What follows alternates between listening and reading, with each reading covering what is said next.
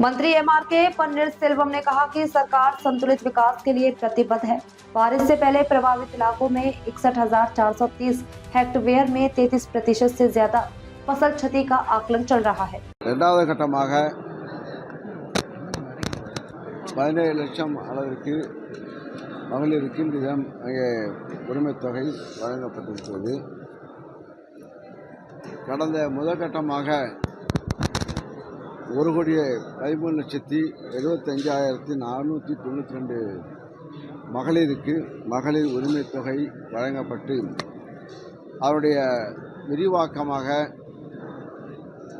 10,000 உங்களுடன் ஸ்டாலின் முகாம் நடத்தப்பட்டு ஒவ்வொரு கிராமமாக ஒவ்வொரு பகுதியாக தமிழகத்தில் முழுவதும் 10,000 முகாம் நடத்தி அதற்கு அப்போது மகளிர் யாராருக்கு விடுபட்டு போனதோ அவர்களெல்லாம் வந்து தன்னுடைய விண்ணப்பத்தை அளித்து அதன் மூலமாக இப்போது தேர்வு செய்யப்பட்டு இரண்டாவது கட்டமாக 16,94,339 நபர்களுக்கு பெண்களுக்கு மகளிர் உரிமை தொகை கொடுக்கப்பட்டிருக்கிறது. ஆக இன்றைய ஒரு புதிய புரட்சின்னு சொல்லலாம். பணப்பயன் இந்த ஆட்சியில் முதல்வர்கள்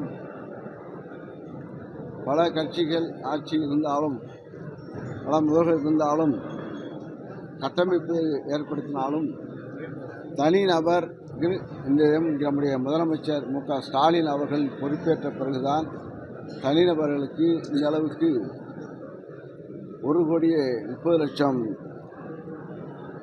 மகளிருக்கு இந்த தினம் இந்த உரிமைத் தொகை வழங்கப்படுகிறது.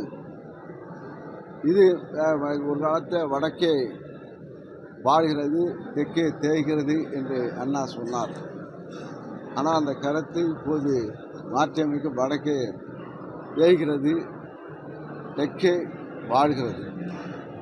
அதுக்கு இது போன்ற பல நலத்திட்டங்கள் மக்கள் பலன் பெறுகின்ற நலத்திட்டங்களை இந்த தினம் வழங்கி கொண்டிருக்கிறார்கள். மகளிருக்கும் பணம் உரிமை தொகை வழங்கப்படுகிறது, மாணவிகளுக்கும் வழங்கப்படுகிறது, மாணவர்களுக்கும் வழங்கப்படுகிறது. இது ஒரு புரட்சிகரமான திட்டம்.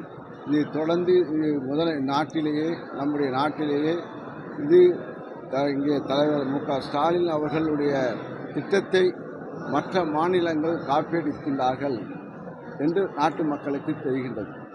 இந்த வகையில் இந்த விரிவாக்கம் இங்கே மக்கள் மகிழ்ச்சி அடைகின்ற அளவுக்கு வருகிறது. அதோடு நம்முடைய கடலூர் மாவட்டத்தில் கிட்டத்தட்ட 41,055 மகளிருக்கு இப்போது இரண்டாவது கட்டமாக வழங்கப்பட்டு நம்முடைய மாவட்டத்தை பொறுத்தவரையில் இதுவரை 4,01,189 பெண்களுக்கு இந்த உரிமைத் தொகை வழங்கப்படுகிறது.